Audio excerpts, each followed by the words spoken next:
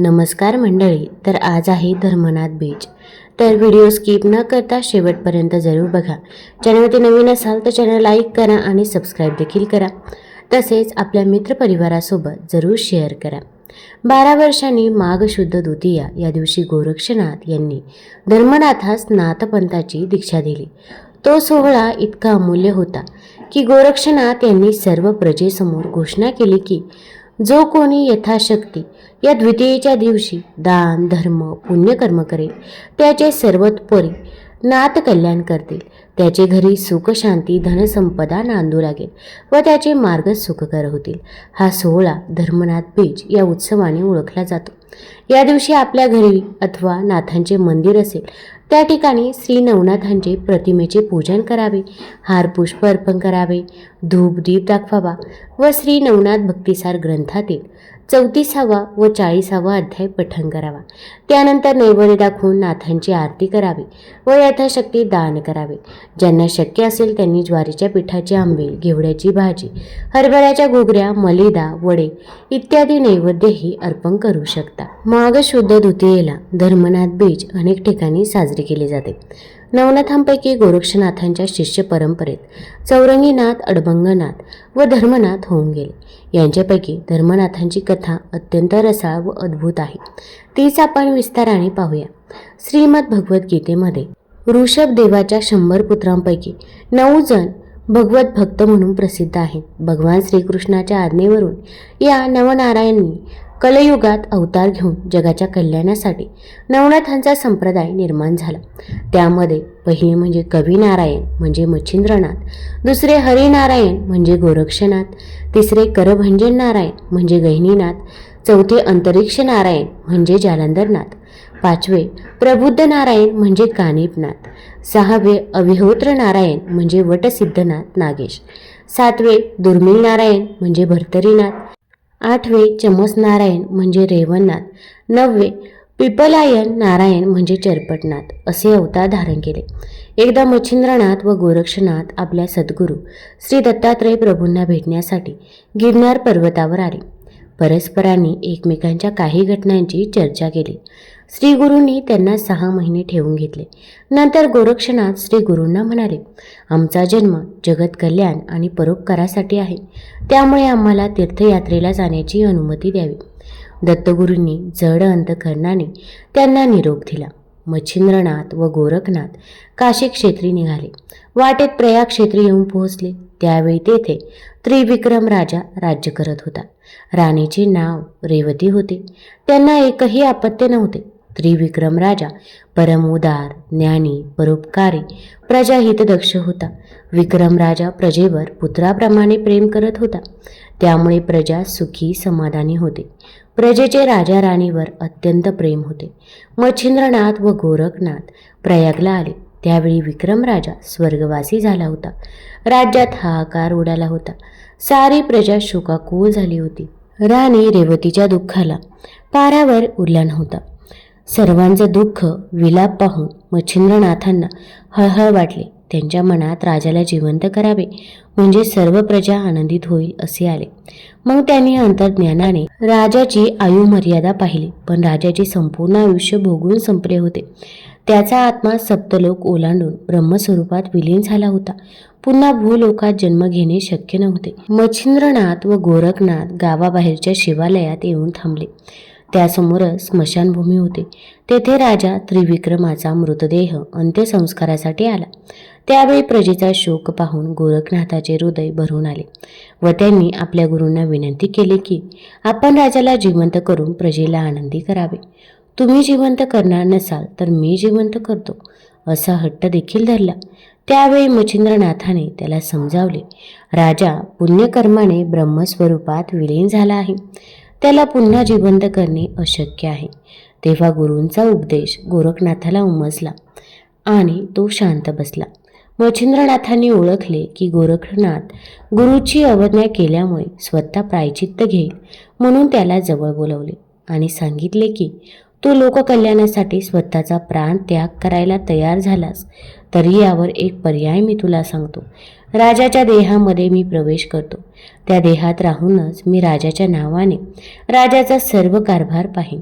12 वर्षानंतर मी माझ्या देहात पुन्हा प्रवेश करेन, परंतु तोपर्यंत तू माझे शरीर नीट काळजीपूर्वक सांभाळून ठेव. हे ऐकून गोरखनाथ विस्मयचकित झाला.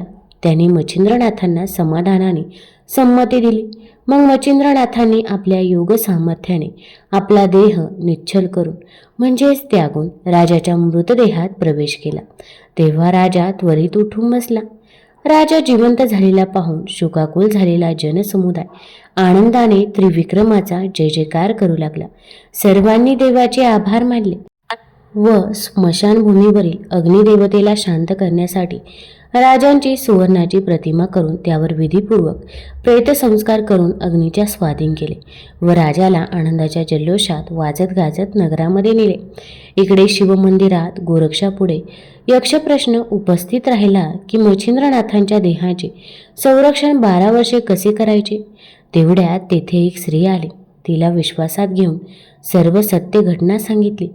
तो तिला म्हणाला, माझ्या गुरुनी माझ्यावर मोठी जबाबदारी सोपवली आहे, तेव्हा यासंबंधी कुठेही वाच्यता करू नकोस. श्री गुरूंचे शरीर 12 वर्षे सुरक्षित राहील अशी एखादी गुप्त जागा दाखव. गोरक्षनाथांच्या गुरुनिष्ठेने आणि शुद्ध भावनेमुळे तिने त्याला एक गुप्त भुयार दाखवले. ते पूर्णपणे सुरक्षित असल्याची खात्री करून गोरक्षाने मच्छिंद्रनाथांचा देह तिथे ठेवला व बाहेरून कोणालाही शंका येणार नाही ही काळजी घेऊन भुयाराचे दार बंद केले. त्यानंतर ती स्त्री म्हणाली, साधू महाराज, हा देह 12 वर्षे चांगल्या स्थितीत कसा राहू शकेल. तेव्हा गोरक्षनाथ म्हणाले, माझे गुरु महातपस्वी असून अमर आहेत. ते प्रलय काळाच्या अंतापर्यंत आहे. त्या स्थितीत तेजस्वी राहू शकतात, परंतु तू हे गुपितच ठेव, नाहीतर अनर्थ घडेल. स्त्री तसे वचन देऊन निघून गेले. इकडे त्रिविक्रम राजाच्या देहात प्रवेश केलेल्या मच्छिंद्रनाथाने अंतर्ज्ञानाने सर्व गोष्टीची माहिती करून घेऊन यथायोग्य रीतीने राज्यकारभार चालवला. रेवती राणीबरोबर राजांप्रमाणेच त्याचे बोलणे वागणे ठेवले. त्यामुळे राणीला काही संशय आला नाही. स्मशानाजवळ असलेल्या शिवालयात जाऊन दररोज रात्री सांब सदाशिवचे दर्शन घेण्याचा नित्यनेम मच्छिंद्रनाथांनीही चालू ठेवला. त्यांनी आपल्या निश्चल शरीराची गुप्त जागा नीट पाहून घेतली. गोरक्षनाथांनी त्यांना सर्व हकीकत बरोबर भाषेत सांगितली. त्यामुळे इतर कोणालाही त्याचा उलगडा कळला नाही. अशा प्रकारे त्यानंतर राजा दररोज मंदिरात जाऊन स्वतःच्या देहाविषयी खात्री करून घेऊ लागला. गोरक्षनाथ 3 महिने तेथे राहिला. ही जबाबदारी व्यवस्थित पार पडत आहे हे जाणून गोरक्षनाथ म्हणाला, आपण आपली योग साधना करून हित साधावे. मला आता तीर्थयात्रा करण्यास परवानगी द्यावी. मग गुरूंच्या आज्ञेवरून तीर्थयात्रेस गेले. पुढे 6 महिन्याचा कालावधी लोटला आणि राणी रेवती गर्भवती राहिली. यथावकाश तिला पुत्ररत्न झाले. त्याचे बारसे थाटात केले. त्याचे धर्मनाथ असे नाव ठेवले. धर्मनाथ 5 वर्षांचा झाला. राजा राणीने एके दिवशी भगवान शंकरांची पूजा केली. पूजा केल्यावर राजा व धर्मनाथ बाहेर पडले. तेव्हा राणी शिवाची प्रार्थना करू लागले, हे गिरिजापती, तुझ्या कृपेने मी तृप्त, समाधानी, आनंदी आहे. परंतु मला एकच मागणे आहे, मी सौभाग्यवती असतानाच मरण येऊ दे. राणीचे शब्द ऐकून तेथील स्त्री एकदम हसली. राणीला तिचे हसणे खटकले. राणीने तिला हसण्याचे कारण विचारले. ती स्त्री गप्प बसली. राणीने तिला वारंवार विचारून बेजार केले. नाईलाजाने ती म्हणाली की मी गरीब आहे. संतापाच्या भरात तुम्ही मला मृत्यूदंड द्याल. त्यावर राणीने तिला अभयवचन दिले. मग पुजारिणीने राणीला एकांतात सर्व सत्य घटना सांगितली. राजा विक्रम केव्हाच मरण पावले असून त्यांच्या मृतदेहात मच्छिंद्रनाथांनी आपल्या सिद्धीने प्रवेश केला. तुम्ही विधवा असतानाही सवाशीण मरण मागितले म्हणून मला हसू आले. यापुढे 12 वर्षे मच्छिंद्रनाथ राजाच्या शरीरात राहणार. त्यानंतर ते राजाच्या देहाचा त्याग करून स्वतःच्या देहात संचार करतील. तेव्हा तुमच्या वाट्याला वैधव्य येणार. ही वस्तुस्थिती आहे. नंतर तिने मच्छिंद्रनाथांचे मृत शरीर दाखवले. ते पाहून राणी खूप उदास झाली. राजवाड्यात आल्यावर तिने त्यावर विचार केला. या निमित्ताने आपल्याला मातृत्व व राज्याला वारस मिळाला. 7 वर्षांनी आपल्याला वैधव्य प्राप्त होणार. धर्मनाथाला कसे मोठे करणार, राज्याची जबाबदारी कोण सांभाळणार, यावर तिने उपाय निवडला. मच्छिंद्रनाथांचे मृत शरीर नाहीसे करून टाकले तर सर्व प्रश्न सुटतील. तिने मच्छिंद्रनाथाचे शरीर बाहेर काढले व सेवकाकडून मध्यरात्री त्याचे बारीक तुकडे करून अरण्यात अरण्यात फेकून दिले. भुयाराचे तोंड पूर्ववत बंद करून निश्चिंत राहिले. ही घटना घडल्यानंतर माता पार्वतीला कैलासात एकदम जाग आली. तिने भगवान शंकराला रेवती राणीने आपल्या भक्तीचे केलेले कृष्णकृत्य सांगितले. शंकरांना खूप हळहळ वाटली. त्यांनी पार्वतीला सांगितले की तू यक्षिणीला अरण्यात पाठवून मच्छिंद्रनाथांच्या देहाचे तुकडे एकत्र करून कैलासावर आणून ठेवण्यास सांग. पार्वतीने कोटी चामुंडांना बोलावून तशी आज्ञा केली. त्याप्रमाणे चामुंडा व यक्षिणीने मच्छिंद्रांच्या देहाचे भग्नावेश वीरभद्राकडे सुपूर्द केले आणि सांगितले की हा भग्न देह आपला शत्रू मच्छिंद्रनाथाचा आहे. यांनी आम्हाला नग्न करून फजिती केली होती. अष्टभैरवांना सळो की पळो केले होते. तेव्हा त्यांचा देह नेण्यासाठी गोरक्षनाथ येणार आहे. सर्व भैरवांना व वीरभद्राला खूप आनंद झाला. त्यांनी सुरक्षित ठिकाणी तो देह ठेवला. त्याच्या भोवती 84 कोटी 72 लक्ष शिवगण, कोट्यावधी यक्षिणी, चामुंडा, शंखिनी, डाकिनी तसेच सशस्त्र ठेवल्या.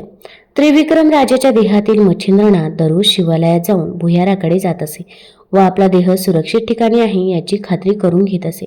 पण आपण दिव्य दृष्टीने एकदा पहावे असा विचारही त्याच्या मनात आला नाही.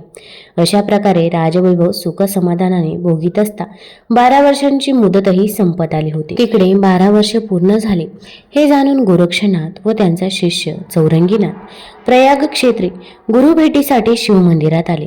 त्या स्त्रीला बोलावून मच्छिंद्राच्या देहाबद्दल विचारले. तेव्हा तिने रेवती राणीने धमकी देऊन आपल्याकडून सर्व गुपी जाणून घेतले व पुढील सर्व वृत्तांत सांगितला. गोरक्षनाथांना खूप वाईट वाटलं. तेव्हा ती स्त्री म्हणाली, मच्छिंद्राच्या देहाचे काय केले ते रेवती राणीला विचारून येते. असे सांगून ती राणीकडे गेली. तेव्हा रेवतीने सांगितले की त्याच दिवशी त्या देहाचे बारीक तुकडे करून अरण्यात टाकले. ते कीटकांनी खाल्ले सुद्धा असतील. हे ऐकून स्त्रीला धक्काच बसला. तिने गोरक्षनाथांना घडलेली हकीकत सांगितली. त्यांना संताप आला, परंतु आपली ती गुरुपत्नी आहे व तिला पुत्र झाला आहे म्हणून शांत राहिला. मच्छिंद्रनाथ चिरंजीवी असल्यामुळे त्यांच्या देहाचा नाश कधीच होणार नाही. कुठे ना कुठे ते सुरक्षित असतीलच. त्यांचा शोध घेतला पाहिजे. त्यांनी चौरंगीनाथाला सांगितले की गुरूंच्या देहाचे अवशेष शोधण्यासाठी मी योगबलाने सूक्ष्म रूप घेऊन जातो, परंतु माझा देह इथेच ठेवून जातो. मी परत येईपर्यंत तू याचे रक्षण कर, नाहीतर राणी रेवती माझ्याही देहाचा नाश करेल. असे सांगून तो सूक्ष्म रूपाने बाहेर पडला. त्याने 10 दिशा, सप्तद्वीप, सप्तपाताळे, गुप्तगुहा व सर्व ब्रह्मांड वैकुंठ भवन शोधले. शेवटी कैलासावर गेला. तिथे त्याला वीरभद्र, शिवगण, चामुंडाच्या पहाऱ्यात गुरूंच्या अस्थी, त्वचा, मांस यांचे अवशेष दिसले. तो पुन्हा शिवमंदिरात आला. स्वतःच्या शरीरात प्रवेश केला व युद्धाची तयारी सुरू केली. सूर्यावर पर्वतास्त्राचा प्रयोग करून त्याला मध्यस्थी करून देह ताब्यात द्यावा असे सांगितले. सूर्य वीरभद्राकडे गेला व मच्छिंद्रांचा देह परत देण्याची विनंती केली, परंतु त्यांनी नकार दिला. वीरभद्राने अष्टभैरव 72 कोटी 84 लक्ष गणांना शस्त्रास्त्र घेऊन तयार राहण्यास सांगितले. गोरक्ष व चौरंगीने हे पाहून दोघांमध्ये घनघोर युद्ध झाले. एकमेकांवर अस्त्रे सोडली. त्यामुळे सर्व देव भयभीत झाले. भगवान विष्णू व शंकर पृथ्वीवर आले. त्यांनी दोघांना शांत केले, परंतु वीरभद्राला गोरक्षनाथांनी अस्त्रांनी मारून टाकले. त्यावेळी शंकराला दुःख झाले. गोरक्षाने वीरभद्राला जिवंत करण्याचा उपाय विचारला. तेव्हा महादेव म्हणाले, वीरभद्र जागृती, स्वप्न, सुषुप्ती या तिन्ही अवस्थेत शिवमंत्र जपत असे. तेव्हा त्यांच्या अस्थीमधून शिवजप ऐकायला येईल. ती हाडे वीरभद्राची समजावी. अशा रीतीने गोरक्षाने संजीवन मंत्राने वीरभद्राला जिवंत केले व भगवान शंकराने दोघांची मैत्री घडवून आणली. श्रीगुरु मच्छिंद्रनाथांच्या देहाचे अवशेष घेऊन गोरक्षनाथ शिवमंदिरात आले. ते सर्व सोडून भुयारात त्याचे रक्षण करत असताना एके दिवशी त्रिविक्रमाच्या देहातील मच्छिंद्रनाथ नेहमीप्रमाणे शिवमंदिरात आले. त्यांनी गोरक्षाची विचारपूस केली. तेव्हा गोरक्षनाथाने शरीरासाठी झालेल्या सर्व सत्य घटनांचा वृत्तांत राजाला सांगितला व 12 वर्षांची मुदत संपत आल्याची कल्पनाही दिली. तेव्हा मच्छिंद्रनाथ म्हणाले की मला देहात पुनरागमन करण्याची ओढ लागली आहे. त्यासाठी पुत्र धर्मनाथाला राज्याचा उत्तराधिकारी करून परत येतो असे सांगून राजवाड्याकडे निघून गेले. राजवाड्यात आल्यावर त्यांनी प्रधान व मंत्रीगण यांच्याशी राजपुत्राला राज्याभिषेक करण्याविषयी चर्चा करून एका शुभ मुहूर्तावर अत्यंत थाटामाटाने समारंभपूर्वक धर्मनाथाला राज्याभिषेक केला.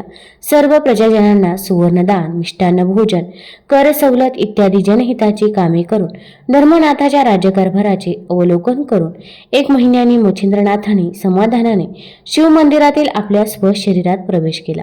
गोरक्षनाथाने संजीवनी मंत्राने तो पूर्ववत केला. गोरक्ष व चौरंगींना आनंद झाला व त्यांनी गुरूंना वंदन केले. दुसऱ्या दिवशी नेहमीपेक्षा दिवस जास्त वर आला तरी महाराज का उठले नाही म्हणून रेवती राणी शयनगृहात गेली. तिने राजाला उठवण्याचा प्रयत्न केला तेव्हा तिच्या लक्षात आले की राजाच्या देहातील प्राण निघून गेला आहे. तिने दुःखाने हंबरडा फोडला. राणीचा आवाज ऐकून धर्मनाथ प्रधान मंत्रीगण धावत आले. राजाच्या मृत्यूची बातमी गावात पसरली. त्रिविक्रमाच्या प्रेतावर स्मशानात अंत्यसंस्कार झाले. त्यावेळी मच्छिंद्रनाथ, गोरक्ष व चौरंगी तेथे हजर होते.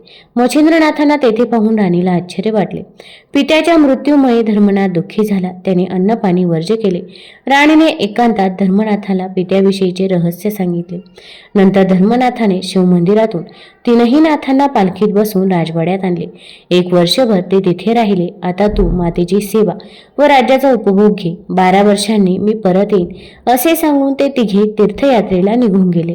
धर्मनाथाने मच्छिंद्रनाथांची आज्ञा पाळली होती. त्यांच्या कारकिर्दीत प्रजा सुखात होती. आपल्या मातेलाही त्याने सुखासमाधानाने ठेवले होते. तिची तो मनोभावे सेवा करत होता. त्याची पत्नी आज्ञाधारक व पतिव्रता होती. त्यांना एक पुत्रही झाला होता.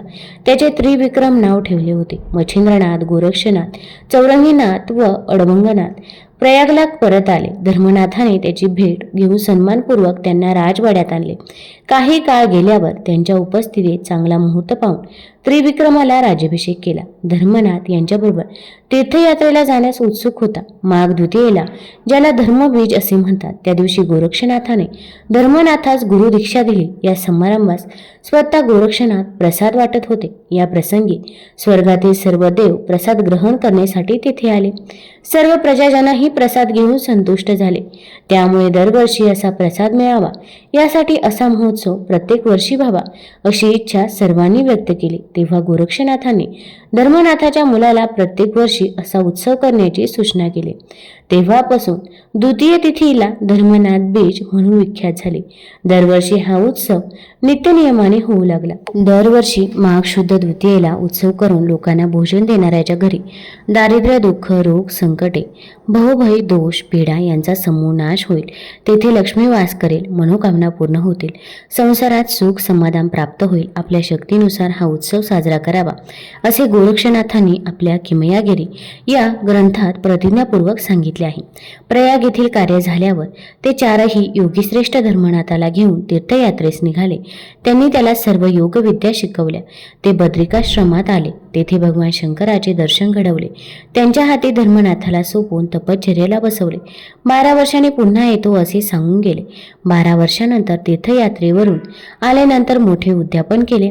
या सोहळ्यात सर्व देवदेवतांना निमंत्रित केले. या सर्वांनी धर्मनाथाला अनेक उत्तम आशीर्वाद आणि वरदान दिले.